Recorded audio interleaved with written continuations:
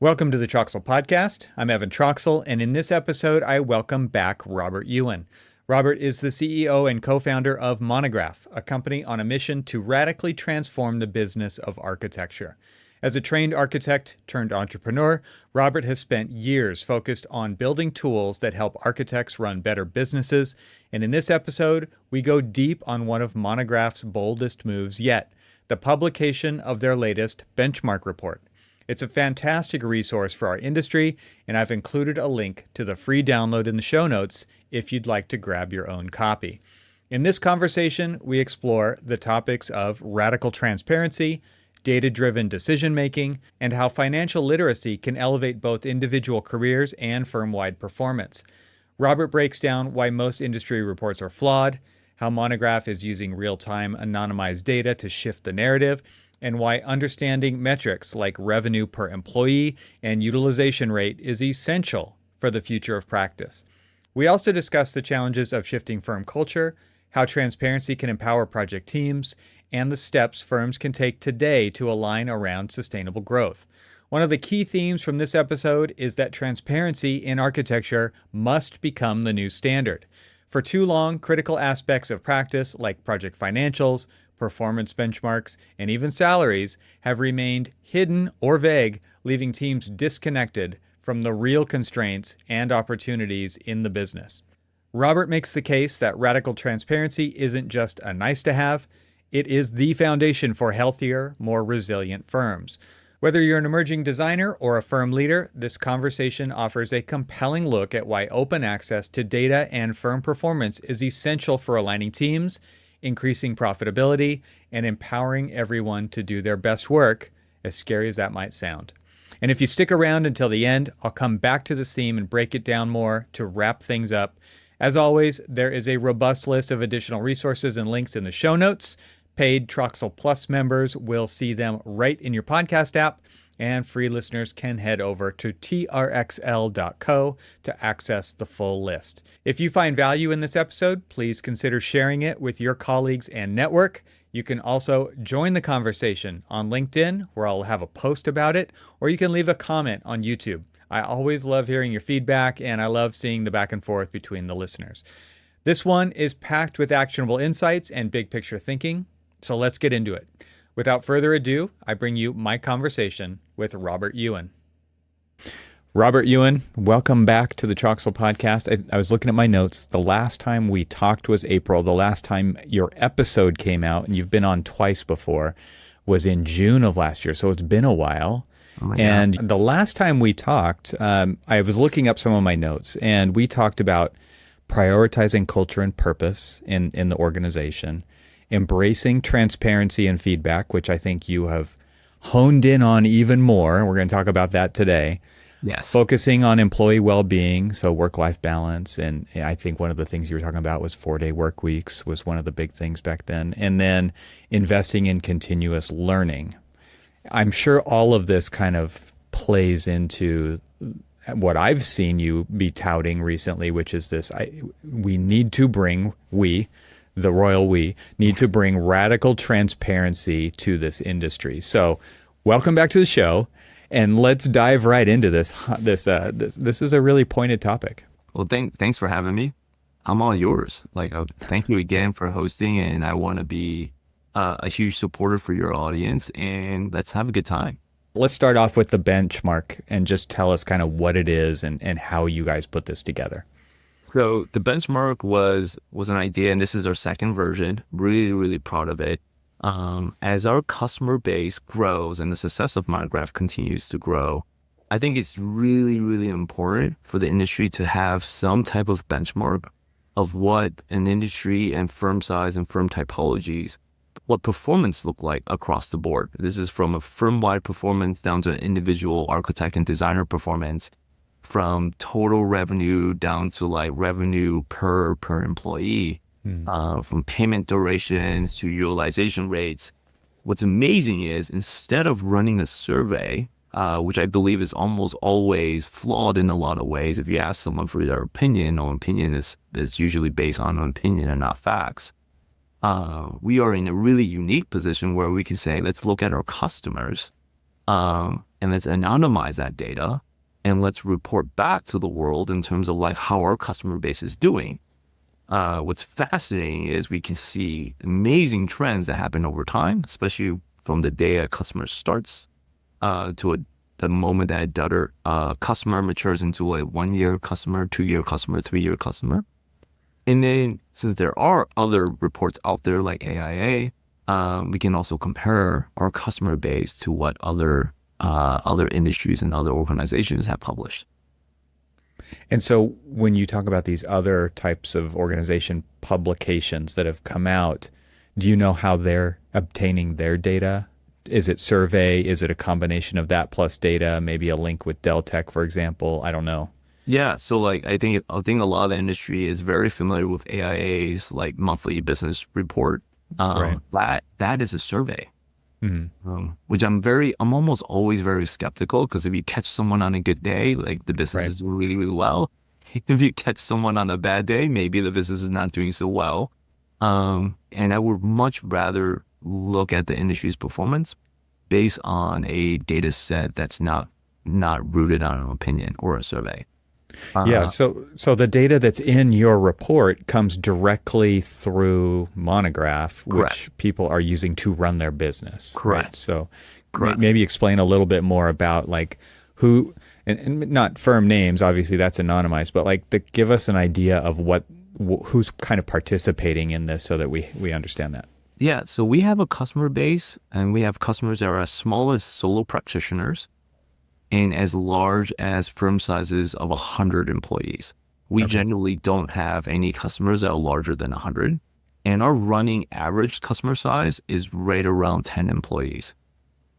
Okay. So, and I think that gives everyone a general idea of like our customer base is pretty wide, but the meat of our customer base is firm sizes that employ anywhere between 5 to about 15 and a running average around 10. Okay. And that falls kind of within this metric that I've heard, and you correct me if I'm wrong, but that like 80, 90 something percent, it's a high percentage of the profession is firms in the 1 to 10 size number. Yes. Right? Okay. And that's a big reason why we focus exactly where we focus. Yeah. Okay. This is where I believe and where the team believes we can add the most value. Right. I think there's a problem when I'll use AIA for example. If your data set is coming primarily to Dell Tech, and Dell Tech's customer base is primarily super large, right? It isn't really a good representation of the industry, considering that's already a very small subset of the industry uses Dell Tech. A very small subset of the industry are large firms, where almost 90% of the industry is small, and they're not.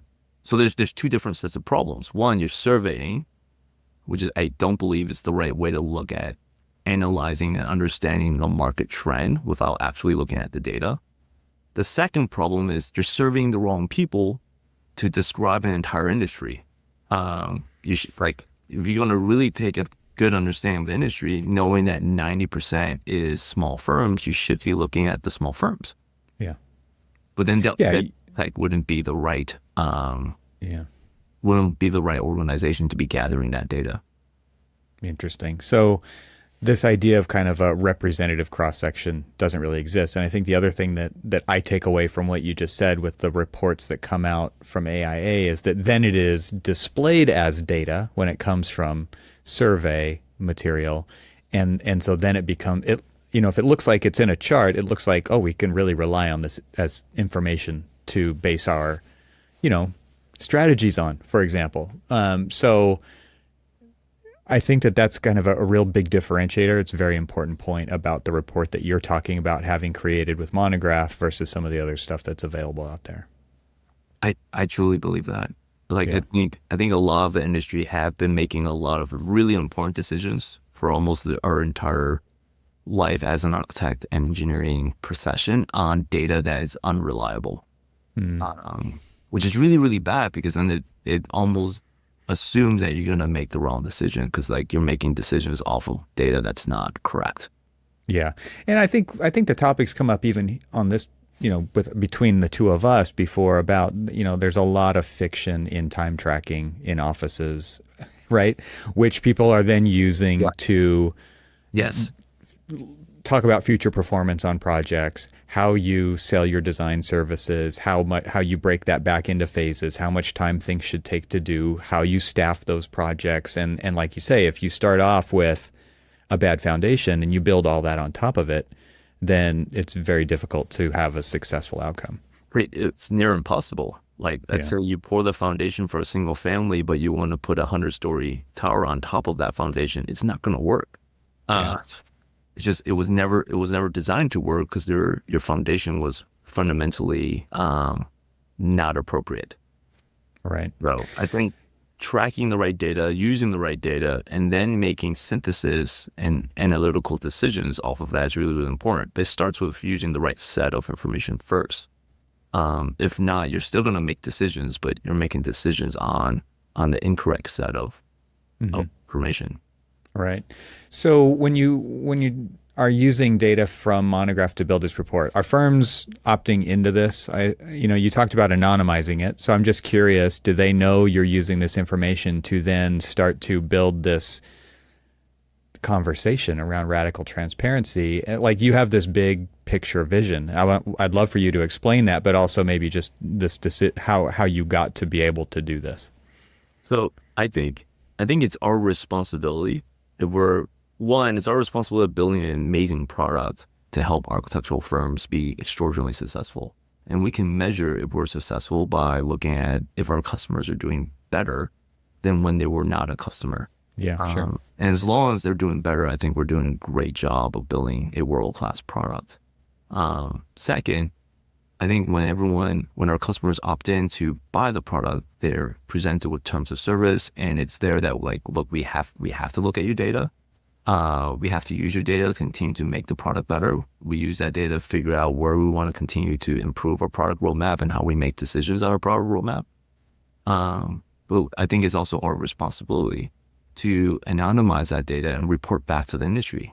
So even if you're not a Monograph customer, at least there's a data set out there that's rooted on true data, not opinions and not surveys, for the industry to respond to and kind of model against.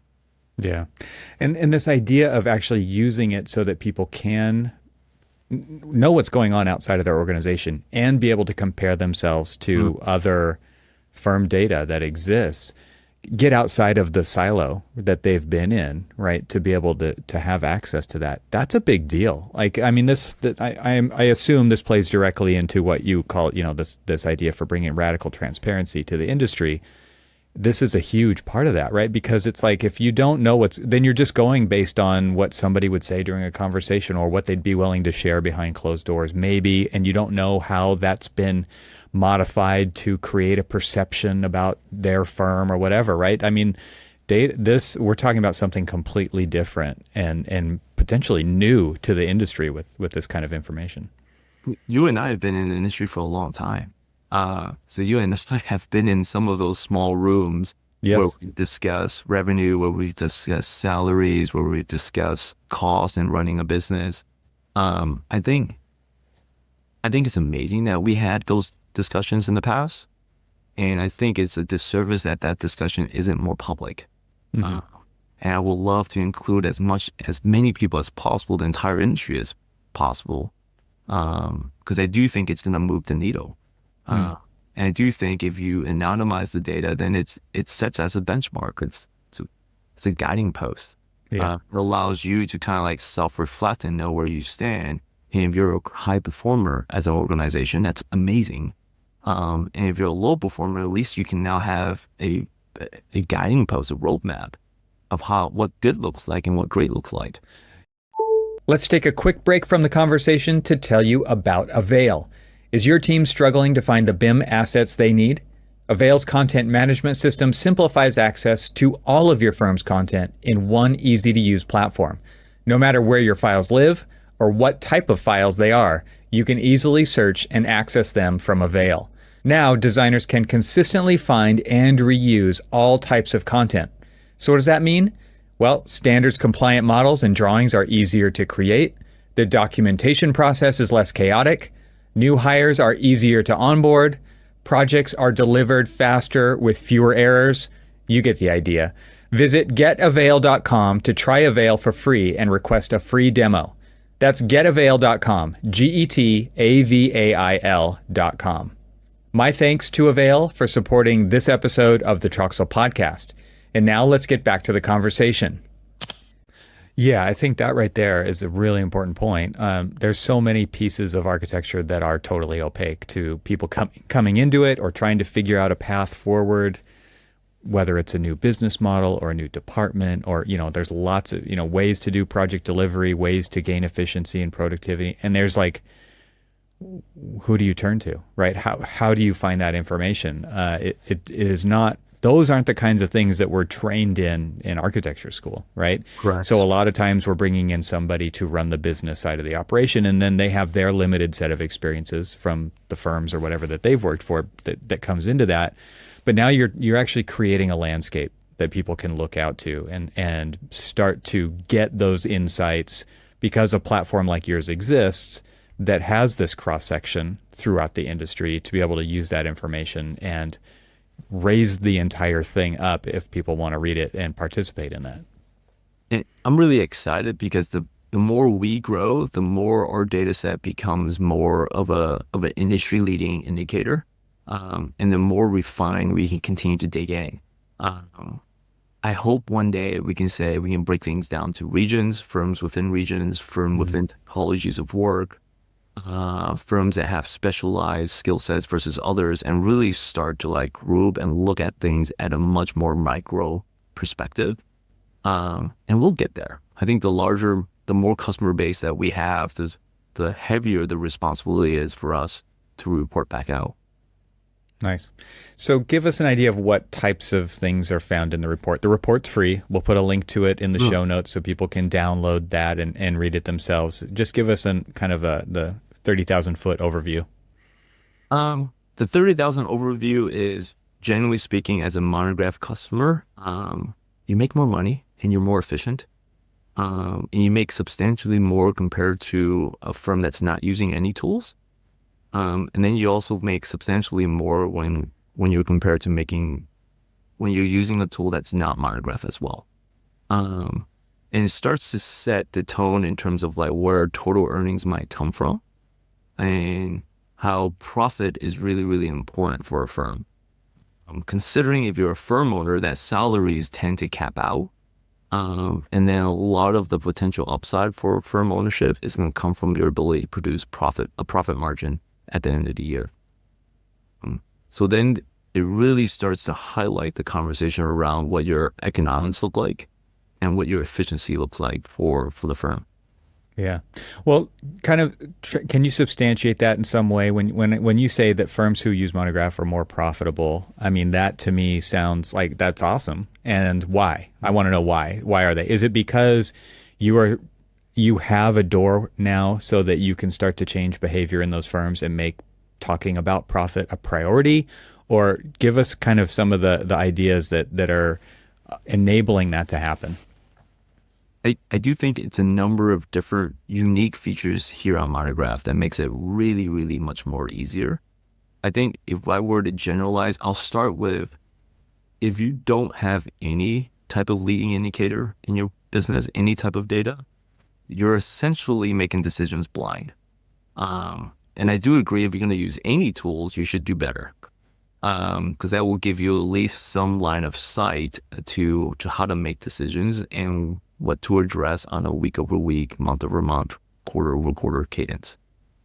Once we zoom in, I think we spend an absurd amount of time focused on how do we design the best product, and best is categorized by how do we serve an industry where everyone understands the world visually. So how do we essentially make data visualize? What is the representational language that architects can understand and make decisions? Which is, to be very honest, very, very hard to do. Because historically, any type of financial data is presented in a language that is suited for bookkeeper and accountant, someone who has a much higher financial literacy than an average architect. Mm-hmm. our biggest job is we already have a lot of that data. How do we make that information digestible representationally in a way that architects and engineers understand? Because if you can understand it quickly, then you can ideally make the right decisions along the way. We take it one step lower. The goal is ideally to make decisions to help an architect stay on course before you have to invoice. I was an architect for a long time. One of the biggest problems is you don't really understand that there's a problem until you do an invoice. The problem with that is that might be 1 month, 2 months, 6 months later after doing a lot of work before you recognize that you're off track. So there got to be a lot of signals in the software that tells you that today, before you invoice, you're already trending in a negative direction. You should do something about it. And I think that helps a lot of our customers make smarter decisions, faster decisions, before things go completely upside down. Yeah, right.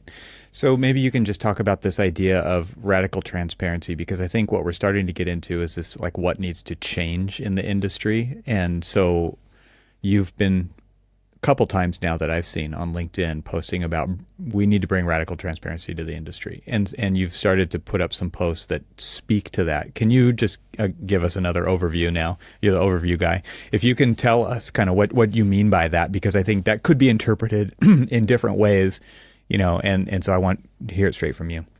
I really do mean we should talk about, as much as the industry feels very comfortable talking about, to make sure that we address the problem. So it could be as high level as what the firm bills and what the firm makes, all the way down to salaries and expenses. So I would rather have us be completely open door and we talk about every single metric and number across the board. I also have a complete understanding that that might not be, let's say, comfortable. Yeah, I was going to say, you said comfortable a minute ago, and I was like, I don't know a lot of people who would be comfortable, but it is like, but again, it comes back to why you would want to do that, right? I mean, once you put the argument out there, you can't ignore it. So Continue. Sorry. Right. So I think there are a few, I'll give you examples where I don't think the industry's just spent a ton of time being super open. I think salaries are a very difficult topic. I think salaries are pegged to geographies, they're pegged to skill sets, and they're pegged to levels. So it's actually a very hard thing to talk about publicly. I do think you can generalize it across, like, let's say, roles, states, and like averages. Where I think is really, really important is around project performance. I think it's incredibly hard to ask a project team that might include a project designer, project manager, project architect, a few designers, and maybe a junior architect here and there, to execute and work on a project without having a clear line of sight of what the financials look like. Why are deadlines the way they are, not just on dates, but also on the finances? And what does good look like if we achieve, if we work on this for the next 6 months or 1 year? I think we have to start there. And then we have to get it right before we expand to other parts of the business. It's interesting to think about how firms actually work when you're having this discussion. Because when you talk about members of a team, they go to work to do a good job, a great job on their project. But they're not focused on what their performance does to directly affect the bottom line of the business. I'm generalizing, but I think that feels right to me, right? And so it's like, I know a lot of architects who will do anything for the project and have an adversarial relationship with the company they work for, right? As an example, right? Yeah. It's like, there is this kind of dichotomy going on, I think, a lot of times, where it's like the project means more than the employer a lot of times. And of course, that's not always true, but there is kind of this weird relationship going on there. And so if I'm willing to do anything for the project to be successful because my reputation is directly tied to that project, at least the perception of it is, right? And then maybe that has repercussions when it comes to bonus time, because of performance on a project and things like that. But that's always pretty opaque in itself in these companies, right? So it's like, I know a lot of times we've sat in performance reviews and it's like, what do I need to do to get to the next level? And the answer is just keep doing what you're doing. And it's like, what does that mean? What's the timeline for that? What is the next step? And like all of these things are just undefined and thrown in the bucket of like, you're doing great, keep doing what you're doing. Because there's been such a commoditization of what architects do, because fees have gone down, because project budgets are lower, because they need it done faster, because there are all these reasons, right? So, man, like you're talking about potentially like a radical transformation. I don't know that we're up for it. I'll just put my hand up and say, that's like an open question. Are we up for it?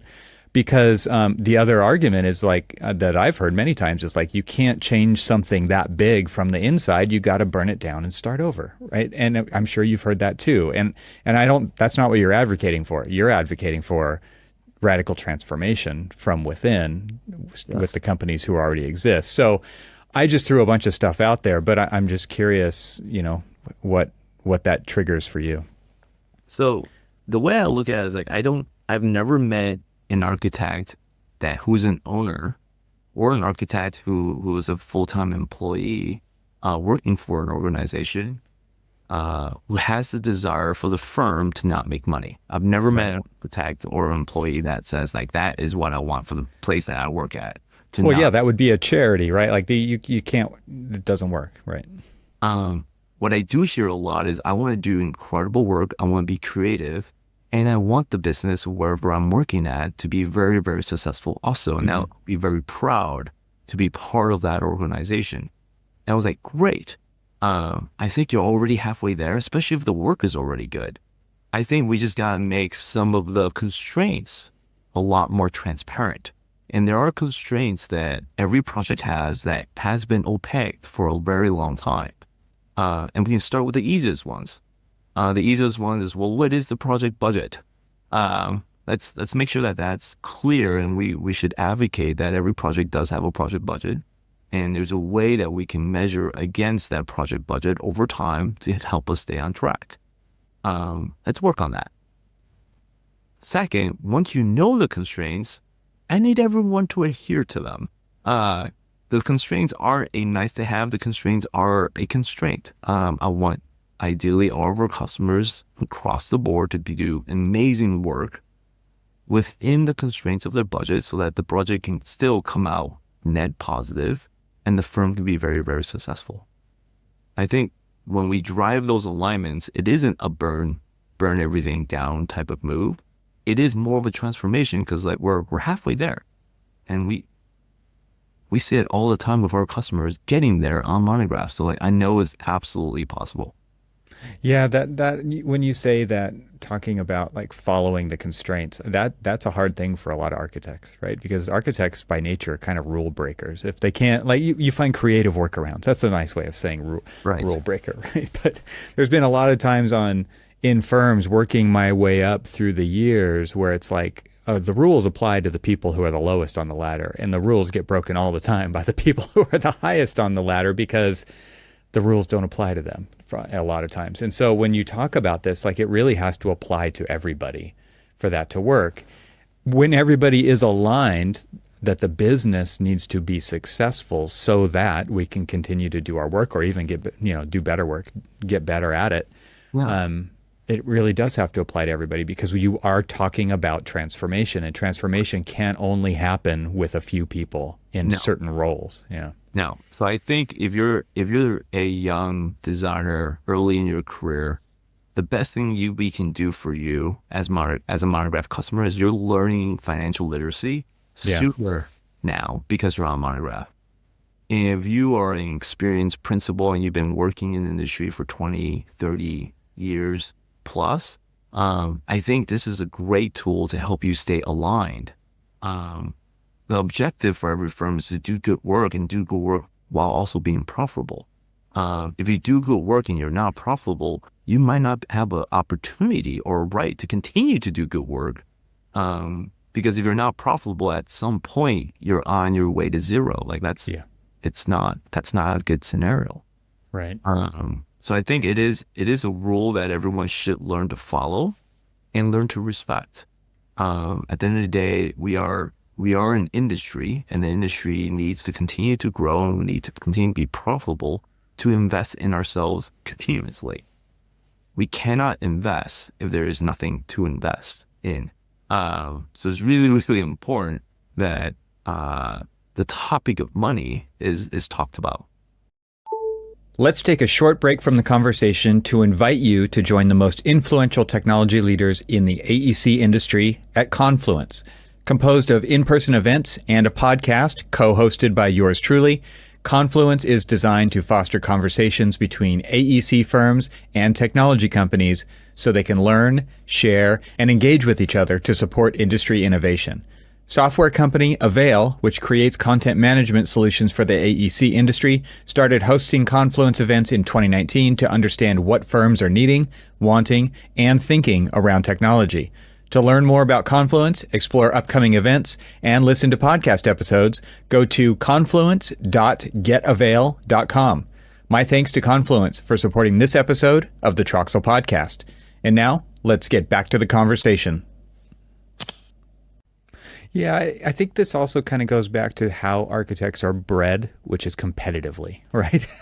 That happens in school, and then it continues on in business. And a lot of times you'll see somebody with the attitude that for me to win, you have to lose. And you are taking a different stance by bringing this idea of radical transparency to the industry and really talking about rising all boats, right? Because you're talking about success for the industry, not individual customers or individual firms, because there's a lot of work to be done. Mm-hmm. We all know the built environment could benefit from the work that architects and engineers are doing.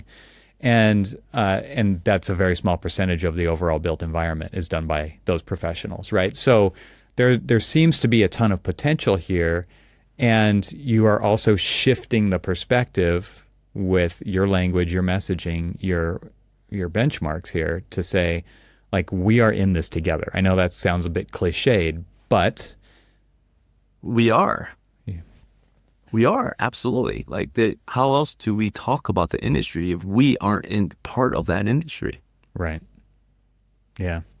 Well, okay, so let's start to talk about how this could happen. I mean, you've got advice in your report, or at least you have actionable data.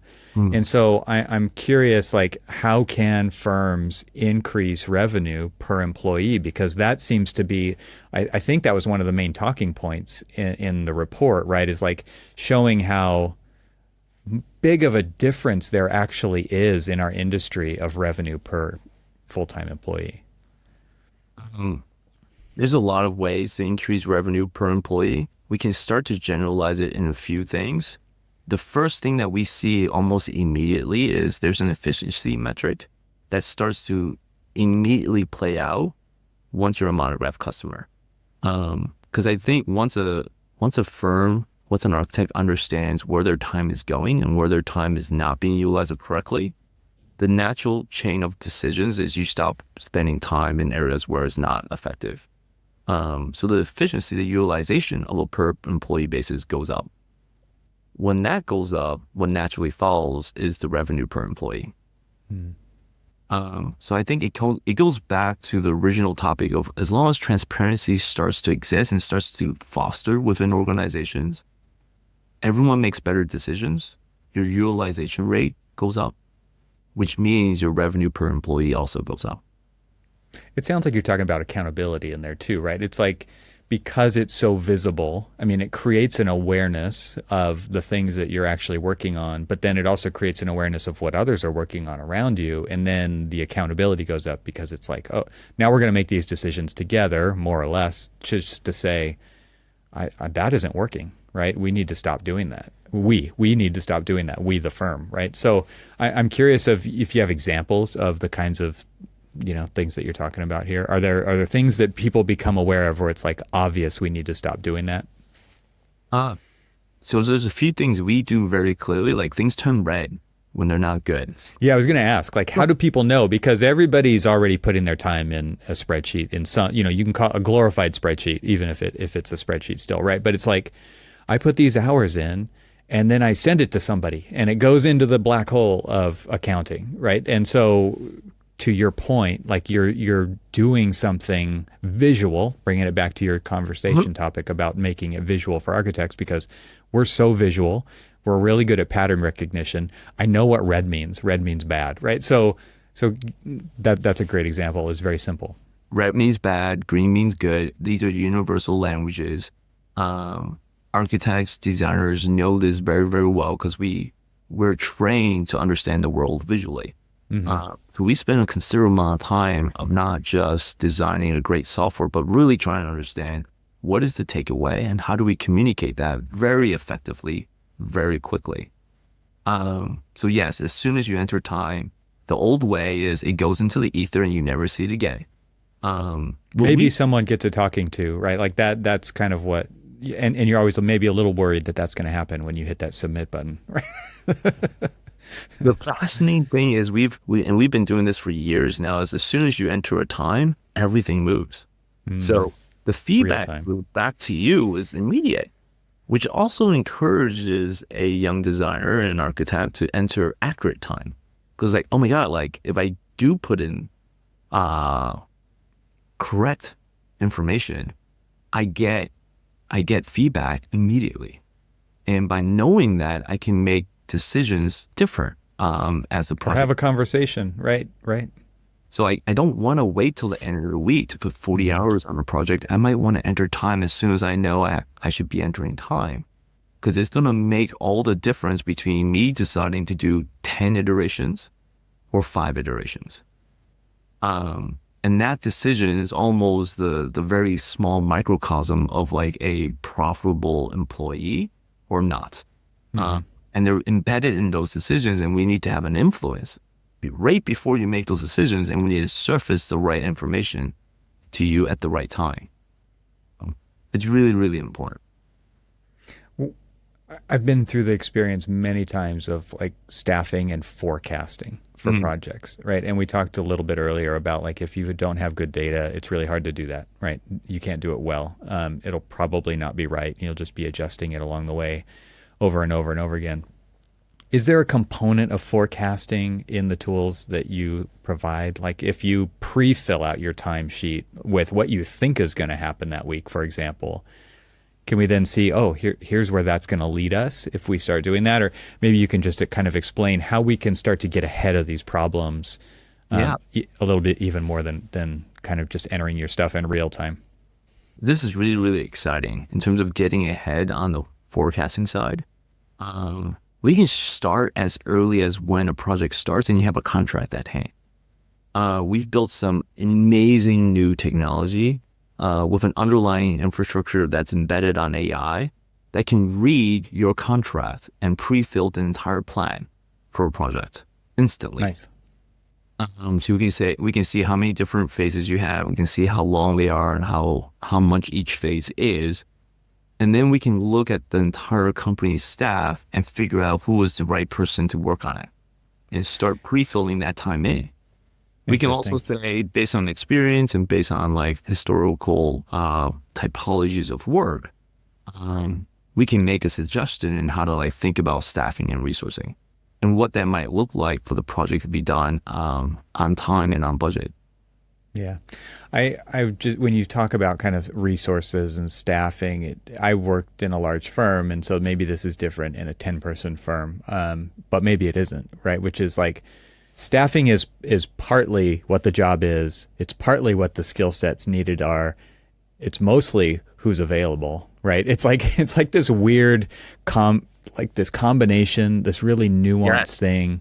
And so like something that I had toyed around with was coming up with a way to find out, obviously, what the skill sets of people are, what their staffing, what projects they're staffed on, what their experience is, and who do they want to be, I think was another important component of that. Like, what do they want to do with their next step of their career? And then finding opportunities based on upcoming projects to kind of start to link that together. But I know that's asking a lot, right? But it seems like there's got to be, and it's interesting now that AI wasn't around, it wasn't a thing when I was talking about doing that. But now that it is, maybe there's additional ways to kind of link into the different systems across a business to start to align those things so that they can happen and help projects be more successful because you have the right people with the right skill sets and experiences and availability and desires for their own career development to align with what's coming up or what's right around the corner. So I do think where technology is evolving and very quickly, this is very attainable, very, very attainable. And we're spending a considerable amount of our R&D efforts in making sure that we are at the forefront of that end. So you're saying I was ahead of my time. You were ahead of your time. Thanks, Robert. But right now, it's totally achievable. Yeah. Well, like I think. Yeah, I mean, have you done this thing where like it's been going around? Like, ask ChatGPT who is Evan Troxel, who is Robert Yuen, and out of everything you know about me, right? Tell me a story or write up a bio or something like that. And it's based on the things that you have asked it and the things about you on the internet. It can do a pretty good job of that and figuring out. It's pretty interesting to your point. Like we're at the doable stage of this kind of a. It's not a dream anymore. It's totally achievable. And as long as that data set is a very good data set, a complete data set, there's no reason why we can't deliver those features today. And like we've already have, which is incredible. And we continue to invest in that direction. Because at the end of the day, if a firm is doing amazingly well and profitable, then the next step is to make sure that architects are using the rest of your time designing, doing what you came into the industry doing, which is your passion to create the built environment. And the less administrative work I can take off of your shoulders, the more time you have to be creative. This is where tooling and software absolutely gives you an advantage and a lever. That if you didn't have, you would be doing it manually, which would take up a lot of time and reduce the amount of time you have for creative freedom. Yeah.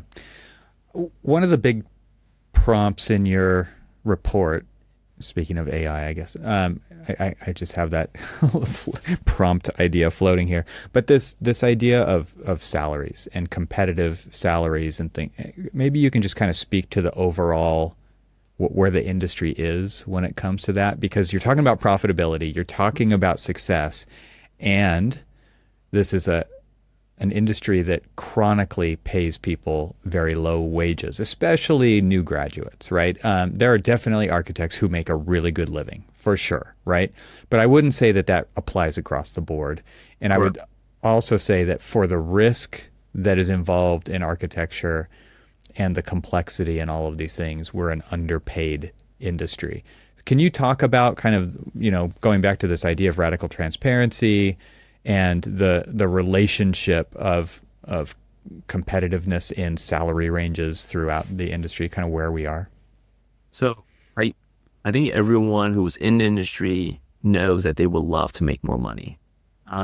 And I think everyone in the industry doesn't know what the profit margins are on either the firm or on their project. I do believe that as long as you work on that margin over time, salaries go up. They're generally capped because there isn't enough margin left to redistribute, which forces a very difficult decision for most firm owners is to keep salaries low because there isn't really any room left, if you look at it from an annualized budget, to pull the salaries from, to increase it. So as long as the profit margins are there, I believe that the salaries almost always follow.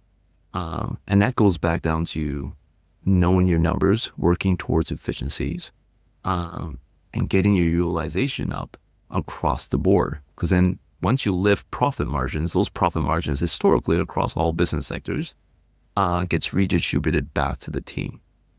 Now, what do we do until that happens? Yeah, because that switch doesn't get flipped and everything changes, right? No, it takes time. It takes time. So I think until that happens, I think it helps the entire industry to just talk about, well, what does businesses make and what is the average employee salary across the industry, and have radical transparency and radical candor around what does that mean. One, I believe it's going to force the conversation around finances a lot deeper, and everyone's going to have a deeper understanding. Well, why is my salary this number? If you ask a firm owner, it was like, well, it's a firm size of 10, so you can multiply by 10. Then we have overhead. Then we have a software spend. We have a lot of expenses. So this is like the net cost to just run the business. And then we have to essentially make that to cover. And then anything extra is profit, and we can redistribute that profit over time. But it really starts to get everyone on the same page of, well, where does your salary come from? Why is it the way it is? And now that we're all on the same page, let's work on it. But I think it does start first right now today that we at least are open and transparent in having the conversations around what are billings, what are utilizations, and what are salaries. Hey everyone, let's take a quick break from the conversation to pay some bills around here. This episode of Troxel is brought to you by Troxel Plus members. That's right, my incredible paid supporter members are making this episode possible. Their direct support ensures that I can continue exploring the intersection of architecture, technology, and the future of design with the leading voices in our industry directly to you. So let's talk about why you might consider financially supporting the podcast too. By becoming a Troxel Plus supporter, you're not just helping sustain these conversations, you're also gaining exclusive benefits like ad-free episodes of the show and my Leadership Edge email newsletter, where I analyze episodes and deliver the insights and key takeaways right into your inbox. Your small contribution makes a huge impact. And if you've been enjoying Troxel and want to be part of the community that keeps it thriving, please consider joining today. Head on over to trxl.co and click the subscribe button either in the upper right-hand corner or at the bottom of the page, or you can visit a link that I've put into the show notes.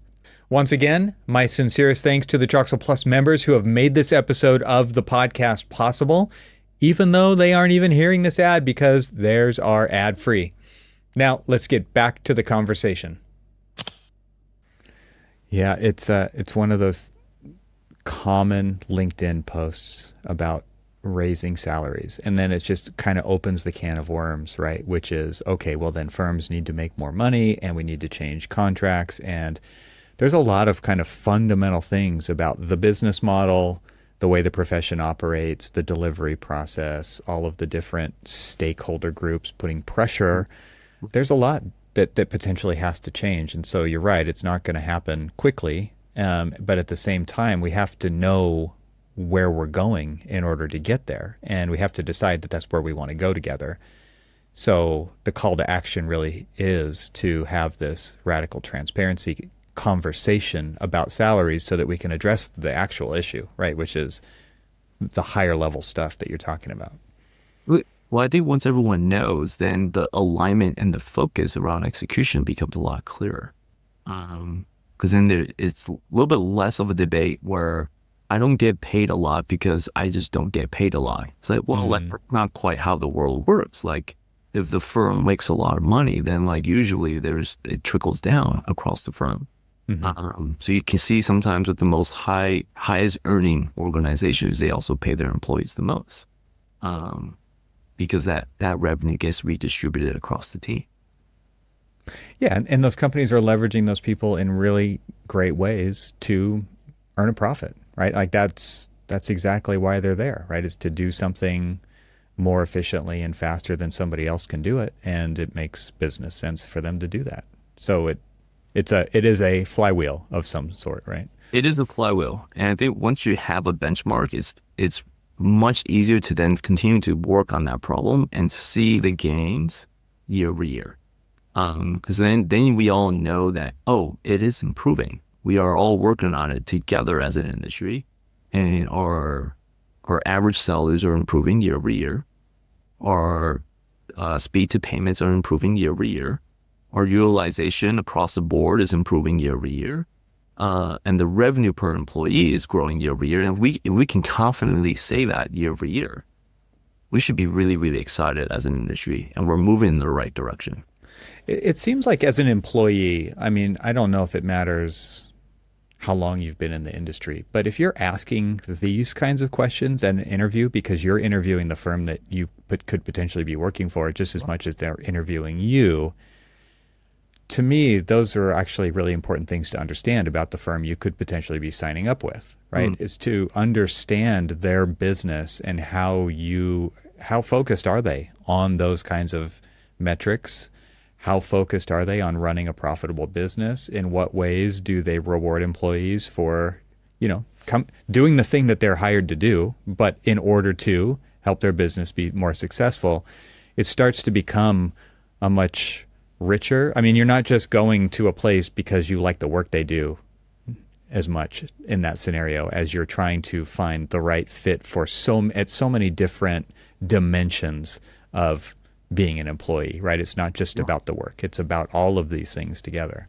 Well, it's a relationship. And I would treat if you are an individual looking for employment, I think you're looking for a relationship, and you should treat it like a relationship. So obviously the work should look good, and you should be excited about the body of work that comes out of the firm. But you should also understand that you're joining something that's a healthy relationship for you. And you can define what healthy means in your case. But you should have a clear understanding, well, what's the right culture fit? What's healthy? What's an environment where you can learn from? Who are you going to learn from? Does the business value growth? How do I participate in that growth? How do you define growth? These are really, really important questions as you kind of like commit to joining a relationship and working for a great firm. Yeah. Well said. Is there anything that I'm missing here when it comes to kind of big topics from the benchmark report? Well, what's really, really exciting about the benchmark report is we can compare our benchmark report with other benchmark reports. Meta. You're going meta. Nice. Well, I think it starts to validate why I believe, I'm very biased here, I'm CEO and co-founder of Monograph, why I believe our product, designed from the bottom up, has always been customer-centric, because like the founders are all architects. And our only passion is to help architects and engineers be successful. And that will never waver. And I think that results in a fantastic product over time that then yields incredible results. So I'll give you an example. Like I had a chance to also dig through BQE's benchmark report, and our customers get paid 65% faster because of Monograph.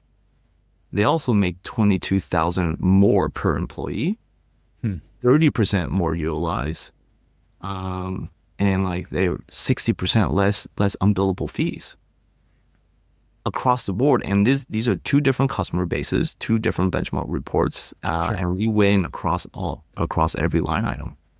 And that makes me really, really excited, because one, it means that we're doing a great job here at Monograph. It also means that we are competitive, and we got to continue to work on delivering amazing results for architects and engineers. Yeah, nice. I think the call to action here when it comes to transparency and actually getting a better understanding of the business of architecture, right? Like that's really what we're talking about here. You guys popularized, or maybe invented, I don't know if this is worthy of the invented title, but the hashtag practice ops, right? And there was a lot of resources that you have dedicated to educating the architectural community, the AEC community, in why this stuff matters. And so when it comes to like the business of architecture and the evolution of the business of architecture that you're really pushing for through the starting point of transparency, I think is really interesting. And I hope, I don't know, you tell me, what's been the response so far? I know this is still early since this report came out, but these are kind of the same values that you've been touting for years now, right? So what is the kind of the general feedback response? And we'll finish up with this. So the general feedback response has been super amazing. And I think for those who have been following Monograph for years, know that we haven't changed our position. Like our job is to make sure our customers are really, really successful financially. And that will never waver. I think for people who are just starting to recognize some of our resources, we're ecstatic that this is a resource that is available. And I'm really proud to continue to deliver that. And the team here is really, really proud to continue to deliver that. And I hope to continue to deliver that at a higher bar every single year. Nice. Something just popped into my head, Robert, and this is maybe a weird question to ask, but do you consider Monograph a design tool? Oh, that's a great question. Well, we have to define the word design. Well, I've said it many times on this podcast that like the business of architecture is a design problem, but a lot of firms don't look at it like that. Well, I do think of it in that way. And I think you and I have known each other for years now, and I've always thought about business as a design problem. I'm a designer. I want to solve problems, and I think of this as a very clear design problem. Does the rest of the industry sees it that way? Probably not. To be very honest, probably not. Like we're not a Autodesk product. We're not like a BIM product. You're not a geometry product or a pixel. No. You're not pushing pixels, right? You're doing data entry, but you're getting these kind of insights and reports and making important decisions about how you pursue design problems, quote unquote, design, projects. And to me, and in that way, it actually is design software, but it's for the business, right? For the business. It's design software for the business. I believe in that 100%. I also want everyone to always understand that like my focus is really like I want to help firms be financially strong, build a financial literacy over time, be radically transparent about how a business is performing, and I'll leave the traditional design tooling software to amazing software companies that solely focus on that. Yeah. There's a lot of incredible companies that have been around for a long time. There's a lot of companies that are very new that are doing amazing work around three-dimensional geometry in the browser, revolutionizing tech in that space. That is not my focus. My focus really comes down to a financial number that I really want to help the industry grow, and a conversation around financial literacy that I want to continue to foster. All right, so we won't be modeling in Monograph, this three-dimensional modeling, but maybe some financial modeling. Yes. Project modeling. Well, Robert, there's been a great conversation. I'll put a link to the report, the benchmark report, in the show notes for this episode for those who are interested in seeing the current status of financial outlay in our industry. I mean, it's really an interesting piece of work that you guys have put together and made available to everybody. And so kudos to you for taking on the hard work. I think the name of the last episode was you've basically signed up to do the hard things in this industry. And so the work continues. Yep, the work continues. So thanks, Robert. Thank you. All right, let's wrap this up. During the introduction to this episode, I said that transparency in architecture must become the new standard. My guest today, Robert Yuen, supported this with several examples during our conversation. Number one, opaque financials lead to misalignment. He points out that most architects, especially those working on project teams, are disconnected from the financial realities of the projects they're working on.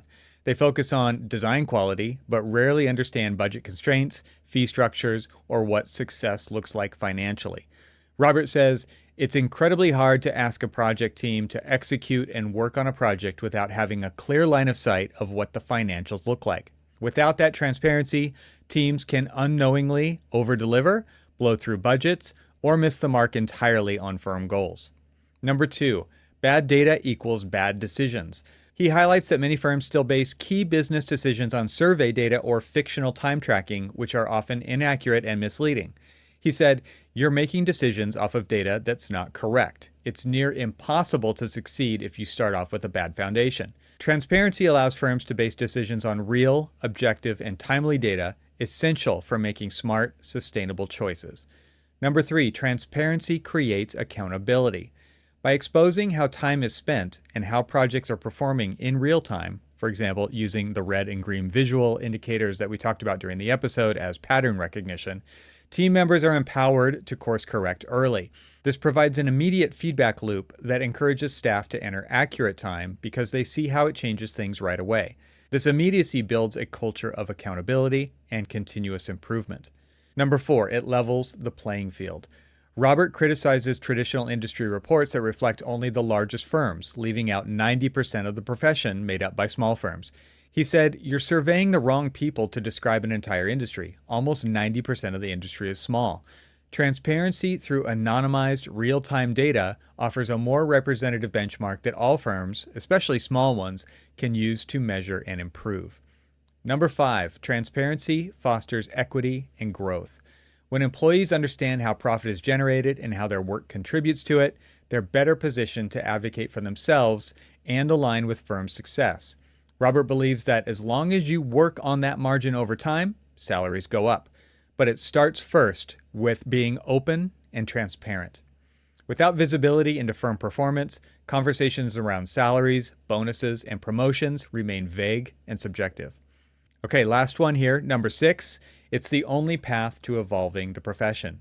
Robert's long-term goal is to improve financial literacy in the profession and empower architects to make better business decisions because design alone isn't enough to sustain practice. The objective for every firm is to do good work and to do good work while also being profitable. Transparency is what enables this shift, transforming the profession from one rooted in secrecy and tradition to one grounded in clarity, empowerment, and shared success. So, in conclusion, transparency must become the new standard because it aligns teams around reality, not fiction. It reduces inefficiency and waste. It unlocks equity and growth opportunities, and it enables informed collaborative transformation across the industry. Okay, that's it for this one. Remember, I love reading your comments, so leave one over on LinkedIn for my post for this episode or on YouTube, and I'll see you in the next one. Thanks to our sponsors, and thanks to our members this week. Find out how you can become a member at trxl.co, and I'll talk to you again next week.